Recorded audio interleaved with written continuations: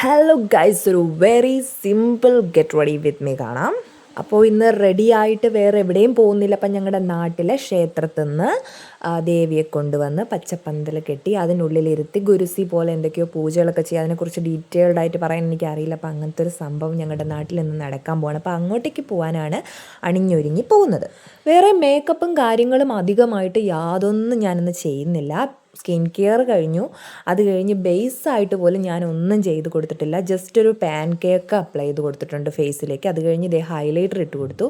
Highlighter ഞാൻ ഇട്ടപ്പം കുറച്ച് കൂടിപ്പോയതായിട്ട് എനിക്ക് ഫീൽ ചെയ്തു. പക്ഷേ ഫീൽ ചെയ്തതല്ല, ശരിക്കും കൂടിപ്പോയതാണ്.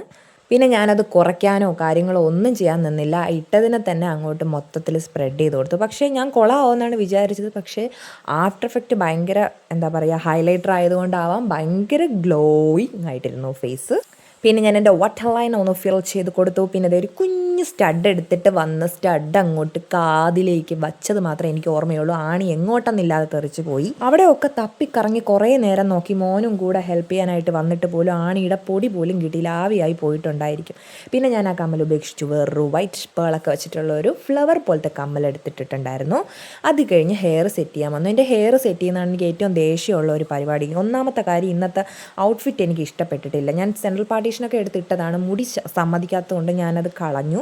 പിന്നെ ഞാൻ ഒന്നേന്ന് പോയി വേറെ കോസ്റ്റ്യൂമൊക്കെ എടുത്തിട്ട് ഹെയറൊക്കെ സെറ്റ് ചെയ്ത് ബാങ്കിലൊക്കെ എടുത്തിട്ട് വന്നത് ലിപ്സ്റ്റിക് അപ്ലൈ ചെയ്ത് കൊടുക്കുവാണ്.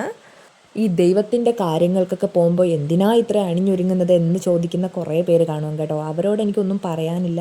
എനിക്ക് ഒരുങ്ങണമെന്ന് തോന്നി, ഒരുങ്ങി അത്രയേ ഉള്ളൂ. എനിക്ക് എപ്പോഴും പ്രസൻറ്റബിൾ ആയിരിക്കണമെന്നാണ്. എൻ്റെ ഉള്ളിൽ ഭയങ്കര വിഷമമായിരിക്കും. അതായത് എനിക്കൊന്ന് പൊട്ടിക്കരയണം എന്ന് തോന്നുന്ന അത്രയും വിഷമം ഉള്ളിലൊതുക്കി വെച്ചിരിക്കുന്ന ഒരാളാണ് ഞാൻ. പക്ഷെ അതൊന്നും ഞാൻ ഒരിക്കലും എൻ്റെ ഫേസിൽ പുറത്തുള്ളവരുടെ മുമ്പിൽ ഞാനിങ്ങനെ എക്സ്പ്രസ് ചെയ്തുകൊണ്ട് നടക്കില്ല. പുറത്തുള്ളവർ കാണുമ്പോൾ ഞാൻ ഭയങ്കര ഹാപ്പി ആയിട്ടുള്ള ഒരാളാണ്. പക്ഷേ ഉള്ളിൻ്റെ ഉള്ളിൽ കടലോളം ഇങ്ങനെ വിഷമങ്ങളായിരിക്കും. നമ്മളെപ്പോഴും അങ്ങനെ ആയിരിക്കണം. അതായത് എത്ര വിഷമമുണ്ടെങ്കിലും പുറത്ത് ഹാപ്പി ആയിട്ടിരിക്കുക. ഒരിക്കലും നമ്മുടെ വിഷമങ്ങളൊന്നും മറ്റുള്ള ആളുകളെ അറിയിക്കാണ്ടിരിക്കുക. അപ്പോൾ ഞാൻ എൻ്റെ ഔട്ട്ഫിറ്റ് കാണിച്ചു തരുന്നതിൻ്റെ ഇടയിൽ തുള്ളി കളിക്കുന്ന കുഞ്ഞിപ്പുഴു വരുന്ന കണ്ടില്ലേ. അപ്പം ഞാൻ എന്തായാലും അവനെ ഒന്ന് കാണിക്കാമെന്നാണ് വിചാരിച്ചത്. പക്ഷേ അവനെ നിങ്ങളുടെ മുമ്പിൽ കാണിക്കാൻ പറ്റാത്ത രീതിയിലാണ് അവൻ നിന്നത്, with his gymnastic naked body ആയിട്ട്. അപ്പം ഞാൻ അവനെ റെഡിയാക്കാൻ പോവാണ്. നേരെ അവന് ബോഡി ലോഷനൊക്കെ ഇട്ട് കൊടുത്തു.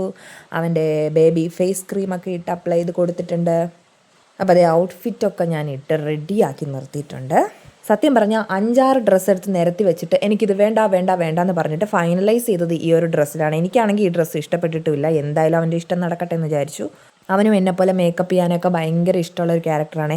എവിടെ പോകാൻ ഇറങ്ങിയാലും, ഇപ്പോൾ സ്കൂളിലേക്കായാലും അല്ലെങ്കിൽ പുറത്ത് എവിടെ പോകാൻ ഇറങ്ങിയാലും ഉടനെ വരും, അമ്മ ക്രീം ഇട്, ബോഡി ലോഷൻ ഇട്ടതാ, ലിപ് ബാം ഇട്ടതാ, കരി എഴുതിത്താ, അങ്ങനെയൊക്കെ പറഞ്ഞിട്ട് വരുന്ന ഒരാളാണ്. ഭയങ്കര ഇഷ്ടമാണ് കേട്ടോ മേക്കപ്പ് ചെയ്യാനായിട്ട്. Finally we are ready.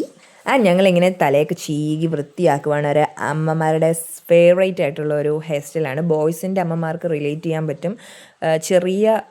ഈ ഒരു ഏജിലൊക്കെയുള്ള അമ്മമാർ എപ്പോഴും ഇങ്ങനത്തെ ഹെയർ സ്റ്റൈലായിരിക്കും സെലക്ട് ചെയ്തിരുന്നത് അല്ലേ. അപ്പോൾ ഞാനും അങ്ങനെയാണ്. അപ്പം നമ്മൾ റെഡിയായി നിന്നപ്പോൾ ദേ അമ്പലത്തിൽ നിന്ന് വരുന്നുണ്ടായിരുന്നു.